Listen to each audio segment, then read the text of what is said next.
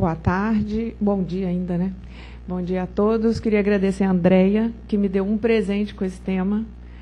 Eu sou arquiteta, mas meus alunos acham que eu sou engenheira, né? Trabalhando com eficiência energética, com conforto ambiental e etc.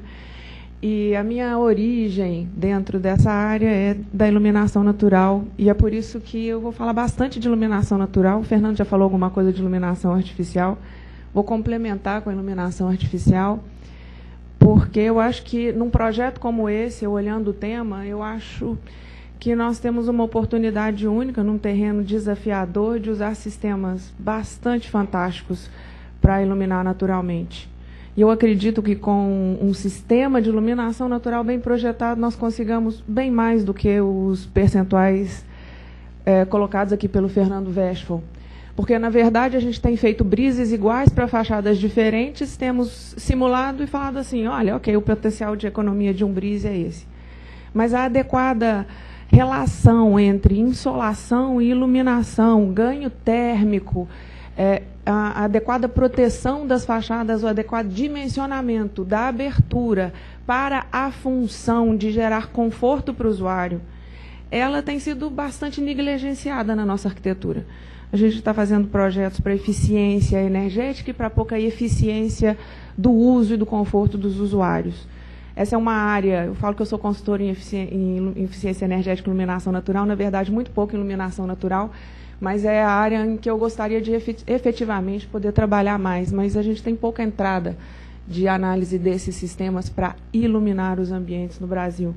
E é disso que eu vou falar bastante hoje. O que é iluminar com iluminação natural? Luz natural e iluminação natural são coisas diferentes. Luz natural é aquela que vem do sol, das nuvens, que vem do ambiente externo. Mas a iluminação, ela é algo desenvolvido por um projeto específico, que tem o fim de trazer essa iluminação para dentro da edificação e realizar uma tarefa. Com graça, com leveza e com eficiência. E a gente pode se perguntar o que é não fazer iluminação natural. Num ambiente como esse, em que a gente tem uma grande fonte de luz natural e uma grande entrada de carga térmica, usando vidros especiais, nós não estamos iluminando. Se a gente olhar os corredores que estão ao lado desse grande ato central, a gente vai ver que eles estão escuros, que eles estão iluminados com luz artificial. Esse sistema aí é colocado num prédio no Rio de Janeiro. Rio, 40 graus, cidade maravilha da beleza e do caos, 40 graus lá fora. Aqui dentro, 22 graus, que é a temperatura média de um shopping center. E a gente tem um sistema envidraçado, gerando uma carga térmica no verão de 1.200 watts por metro quadrado, para iluminar nada. Ou isso. Uma grande fachada envidraçada, é um grande discurso arquitetônico que eu vejo na minha prática profissional, de que a gente põe vidro para iluminar. A gente põe vidro para iluminar, gera excesso de contraste, excesso de ofuscamento, e o usuário tampa o vidro. Portanto, nesse tipo de projeto, a gente vai ter iluminação artificial acesa o tempo inteiro, porque o usuário não gosta do que nós estamos chamando de iluminar, porque nós não estamos iluminando. Nós estamos gerando carga térmica. O usuário quer contato com o ambiente externo, mas quando a insolação direta incomoda esse usuário, ele vai negar essa iluminação para ter conforto visual. Portanto, nós temos que pensar o que nós vamos fazer como um projeto de iluminação natural. Eu viajo bastante, costumo passar muito por esse aeroporto, não sei se vocês conhecem. É um aeroporto que tem a área de espera toda envidraçada. E qualquer lugar onde tenha sol durante o dia, neste aeroporto, a gente pode ver quantas pessoas gostam de ficar. As pessoas querem luz e sombra, elas não querem sol, especialmente no Rio de Janeiro, de novo, 40 graus lá fora. Então, o que nós estamos chamando de iluminar? Não é iluminar. A arquitetura fica bonita, cheia de vidro, ela fica encantadora, não existe nenhuma superfície que nos permita ter o controle do contato com o ambiente externo e preservar o contato com o ambiente externo como as superfícies envidraçadas. Mas iluminar significa usar essas superfícies de uma forma adequada. Aqui um shopping center em Belo Horizonte, cheio de iluminação natural, e ninguém usando essa iluminação natural, nem o sistema de iluminação artificial e nem os usuários. Eles não gostam do excesso de contraste. Eles não gostam de estar perto dessa iluminação intensa que passa através dos vidros de controle solar. Portanto, nós temos que entender o que é que nós queremos fornecer para as pessoas, para podermos fazer um projeto adequado. Essa aqui é uma frase que eu achei num livro muito interessante, que é o Sustainable Architecture. Ele fala: nós obstruímos os vidros com peles opacas ou escuras, que rejeitam a luz natural, absorvem calor, enquanto no seu interior as lâmpadas queimam, criando mais calor, que é soprado para fora por sistemas de ar-condicionado central, que são superestimados para retirar o calor que eles mesmos produzem. Eu acho que a gente precisa pensar o que é real integração de sistemas. Como a gente vai fazer os sistemas funcionarem de uma forma integrada. O Fernando falou aqui que as pessoas rejeitam muito os sistemas de dimerização que fazem a integração automática do sistema de luz natural com o sistema de luz artificial, e realmente rejeitam. Então, nós temos que pensar como é que nós vamos usar esses sistemas, por que as pessoas estão rejeitando os sistemas automáticos, e como é que nós podemos fazer com que esses sistemas efetivamente funcionem de uma maneira mais adequada, né? Qual é a coisa certa para a gente fazer? Hoje a gente faz edifícios que nós chamamos de edifícios eficientes. Eficientes do ponto de vista da energia, é ser eficiente apenas num pedaço. Eles têm que ser eficientes para o conforto e para o bem-estar dos usuários. E é essa a meta que eu acho que esse concurso tem uma oportunidade, traz uma oportunidade única para a gente perseguir. A luz natural vem do sol direto. O sol do verão, em geral, a gente quer barrar, o sol do inverno a gente quer aproveitar. Vem da luz difusa, da abóboda. Nós temos uma abóboda bastante rica, dinâmica, e vem também dos sistemas de reflexão indiretos através do entorno. O que nós queremos com a boa iluminação são basicamente duas coisas: ter luz suficiente, não ter áreas escuras dentro do nosso ambiente. Não sei se aqui tem um apontador, não tem, não? Bom, não ter áreas escuras dentro do nosso ambiente e também, próximo às janelas, não ter excesso de luz. Conseguir fazer um ambiente com uma iluminação uniforme, sem excesso e sem falta, é o grande desafio da área de iluminação natural. Que alguns arquitetos conseguem fazer com brilhantismo. Aí está um ambiente iluminado naturalmente pelo mestre Gaudí. As pessoas acham que o Gaudí é um mestre de uma arquitetura super diferenciada, mas quando eu conheci pessoalmente as obras de Gaudí, eu vi que ele é o mestre da iluminação natural e da ventilação natural. Ele consegue trazer para dentro dos ambientes uma luz extremamente uniforme, extremamente bem distribuída e com um primor arquitetônico que é algo invejável. Trabalhando com aberturas mais altas que permitem a entrada de luz mais em profundidade.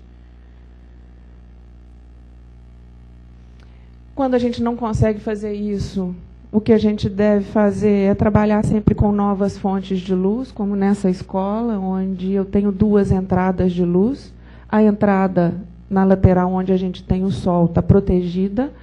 E, se eventualmente algum sol de inverno entra por aí, ele é novamente difundido no interior dos ambientes. Nós trabalhamos com aletas internas, de forma que a iluminação seja controlada, tanto do ponto de vista da carga térmica externamente, quanto do ponto de vista da entrada de luz direta no inverno, onde essa insolação seria desejável do ponto de vista da carga térmica, mas indesejável do ponto de vista do ofuscamento.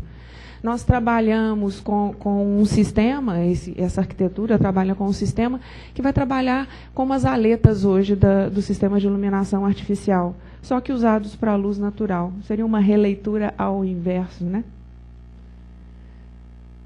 O que a gente, às vezes, faz é abrir bastante, fazer fachadas com áreas bastante significativas de vidro para trazer a luz natural. A arquitetura fica até bastante interessante, ela parece leve, Mas se a gente dá um zoom aqui nessa arquitetura da esplanada dos ministérios, que tem esse conceito de integrar, de trazer transparência para o espaço, se a gente olha a fachada oeste desses prédios, ela foi totalmente obstruída por brises, porque a carga térmica era muito alta.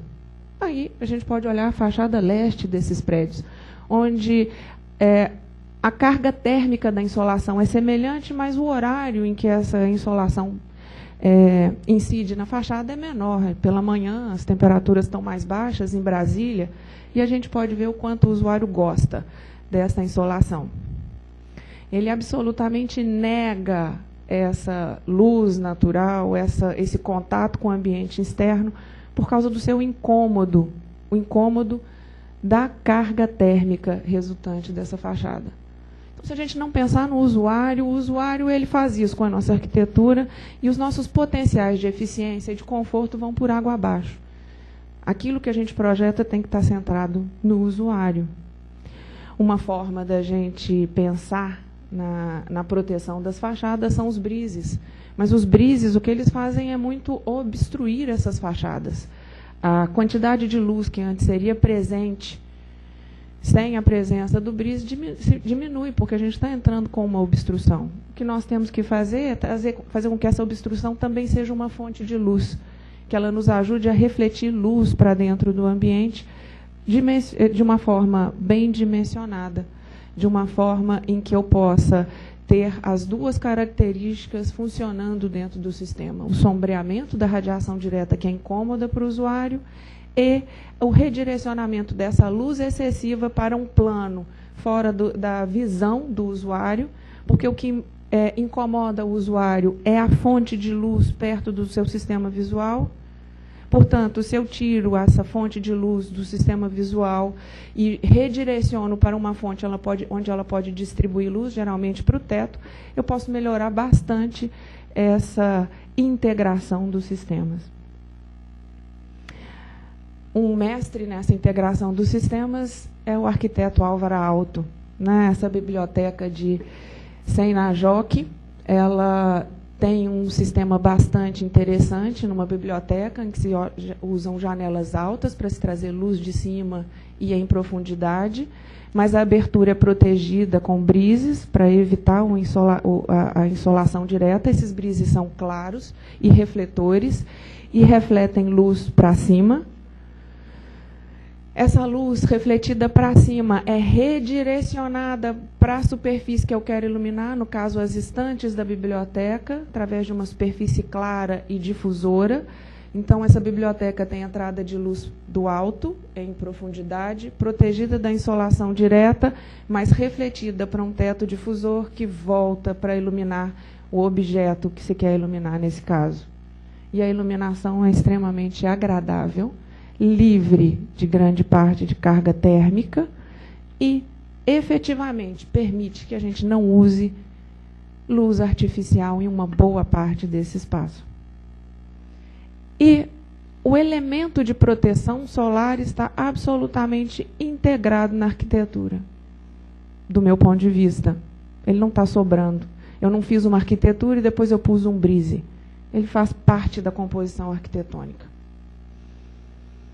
Quando a gente fala de trabalhar com a incidência solar direta, às vezes, e aqui em Florianópolis esse é um caso, o sol é muito agradável. Vamos deixá-lo permear os nossos espaços externos, permear as nossas áreas de transição, mas vamos evitar que ele incida nas nossas superfícies diretas. Porque o que acontece quando a gente tem uma superfície, por melhor que seja o tipo de vidro que a gente tenha nessa superfície envidraçada, que recebe uma alta carga térmica, é que o usuário lá dentro, ele fecha a persiana. E aquele contato com o ambiente externo, que seria prerrogativa da arquitetura, acaba sendo negado.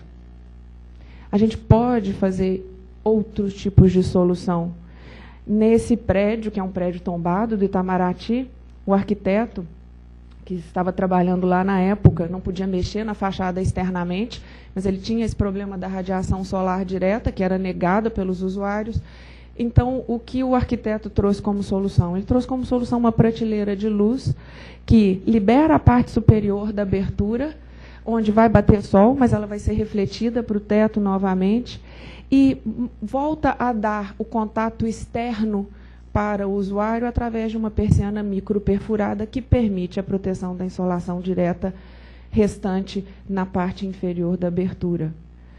A iluminação natural não é uma coisa única feita por um único sistema, mas é um conjunto de sistemas que visa dar solução à tarefa de iluminar naturalmente.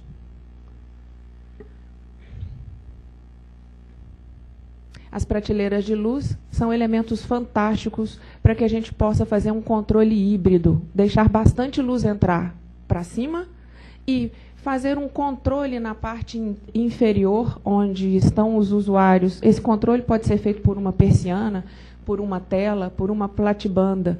Existem hoje sistemas de light shelf comerciais que têm elementos de reflexão bastante desenvolvidos tanto na sua geometria quanto nas superfícies e que funcionam para que a gente possa captar o máximo dessa luz, dessa radiação solar na fachada e transformá-los em luz efetiva para dentro dos ambientes.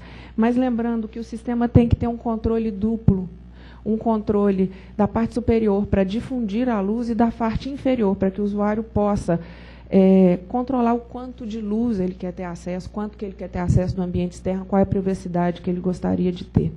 Um bom projeto de iluminação natural pode economizar significativas quantidades de energia. Esse aqui é um estudo na América, nos Estados Unidos, onde se comparam duas bibliotecas tradicionais e uma biblioteca com princípios bioclimáticos de controle da radiação solar. Também uma biblioteca feita com sistemas mais modernos de condicionamento de ar e iluminação natural. Mas a redução que esse espaço teve foi bastante significativa. É uma arquitetura que tem uma cara bastante, um ar bastante contemporâneo, do meu ponto de vista, e tem sistemas bastante interessantes. Trabalhando com a iluminação superior, eu trouxe bastante exemplos de iluminação superior, porque me parece que um terreno com alta declividade, com a inserção urbana que tem, me parece que a gente tem uma oportunidade bastante grande de usar a luz que vem de cima. Essa luz que vem de cima, ela tem uma vantagem muito grande porque ela vem mais desobstruída, mas ela tem uma desvantagem porque ela vem mais desobstruída e, portanto, ela pode vir com alta carga térmica. Esse é um projeto interessante, no qual os elementos externos barram a luz do verão, os elementos internos, eles fazem novamente a difusão da iluminação, da incidência de radiação solar, que seria admitida para ajudar a aquecer o ambiente no inverno, e o efeito é um efeito quase de um forro iluminante, iluminado exclusivamente por luz natural durante o dia, com uma carga térmica bastante baixa, que o Fernando estava falando para a gente. A principal estratégia que nós temos que fazer com que a arquitetura não agregue mais carga térmica à carga térmica interna já existente do edifício. Esse é um outro sistema usado com as aberturas superiores. Esse é um museu, o Getty Center, cujo curador ele exigiu do grupo de arquitetos que o museu fosse iluminado prioritariamente com luz natural durante o dia. Só se usaria iluminação artificial focada para as obras de arte ou em dias onde eu tenho dias muito escuros, de chuva e etc. E o fato é que o museu é praticamente todo iluminado através de domos bastante grandes, mas se a gente olhar esse elemento horizontal, ele é bastante diferente daquele primeiro que eu mostrei para vocês, que eu falei que não ilumina. E o segredo está na parte externa. Na parte externa existe um elemento que tem um sensor que verifica a presença ou não de radiação solar. Se não tiver radiação solar, ele deixa o máximo de luz entrar. Se tiver radiação solar, ele fecha. E quando ele fecha, ele automaticamente está integrado à iluminação artificial, que vai ser acionada, dimerizada, para complementar a luz artificial faltante. E assim a gente tem alguns exemplos que trazem luz superior com elementos difusores para que uma eventual penetração de radiação solar direta seja difundida, como é esse caso de um museu que hoje usa telas de proteção e de difusão solar estão muito em moda hoje em Belo Horizonte. Eu tenho trabalhado com vários prédios onde se está trabalhando com o famoso barrisol, né, de lâmpadas. Eu estava outro dia analisando um prédio em que o arquiteto colocou um difusor. São elementos bastante bonitos, de luz, trazem uma luz bastante uniforme para dentro do ambiente, mas está se fazendo iluminação com barrisol, com lâmpadas elétricas, ou seja, com iluminação artificial. A densidade de potência de um barrisol era da ordem de 42 a 50 watts por metro quadrado.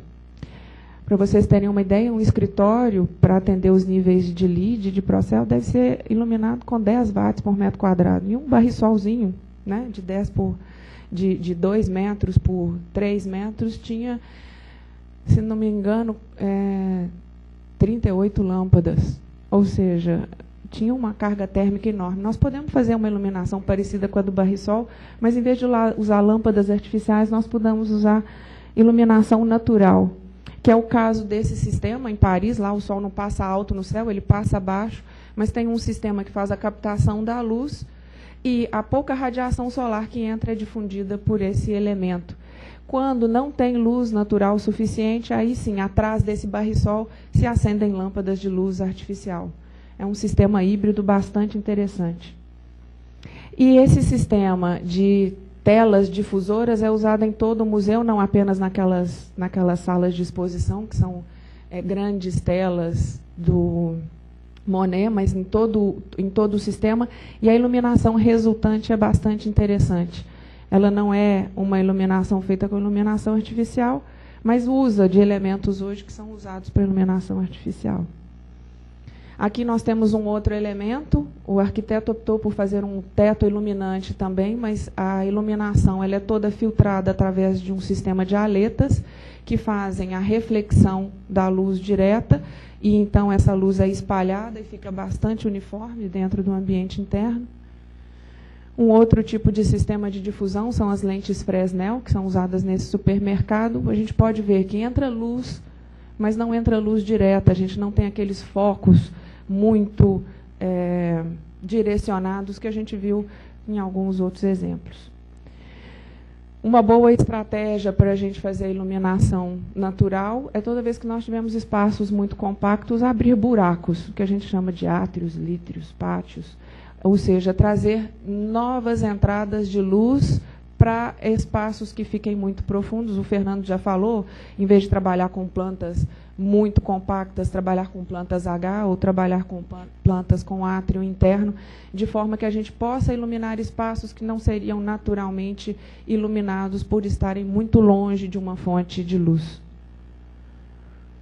Quando nós temos também coberturas muito extensas, fica muito difícil, às vezes, trazer luz em profundidade. Uma boa forma é quebrar esta cobertura e trazer para dentro do ambiente uma fonte de luz intermediária, como é o caso aí dessa biblioteca, em que o teto foi escalonado e, através desse escalonamento, se conseguiu levar luz em profundidade aos ambientes, que também é o caso lá da arquitetura da UFSC, que eu acho que agora já foi pintada de branco, né? Minha foto é mais antiga, em que a gente pode ver que a luz ela consegue entrar em profundidade num telhado que antes seria opaco e que não nos ajudaria a distribuir a luz.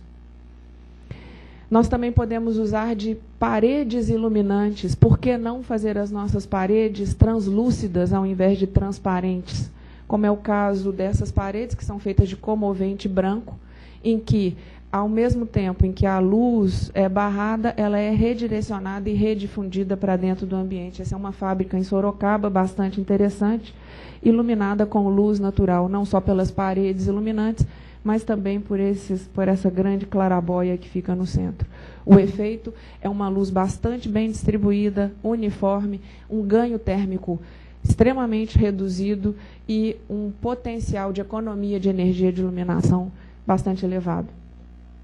Nós hoje temos sistemas mais modernos, bastante mais caros também, não sei dizer o preço por metro quadrado, mas nós temos as chamadas façadas dinâmicas. Nós já temos representantes no Brasil trabalhando com elementos que trazem mobilidade aos nossos brises. Então, nós podemos fazer programação para que esse elemento externo saia da fachada toda vez que nós não tivermos insolação direta e que ele seja, então, acionado quando a gente tem necessidade de proteção solar, quando a gente tem necessidade de segurança, de privacidade.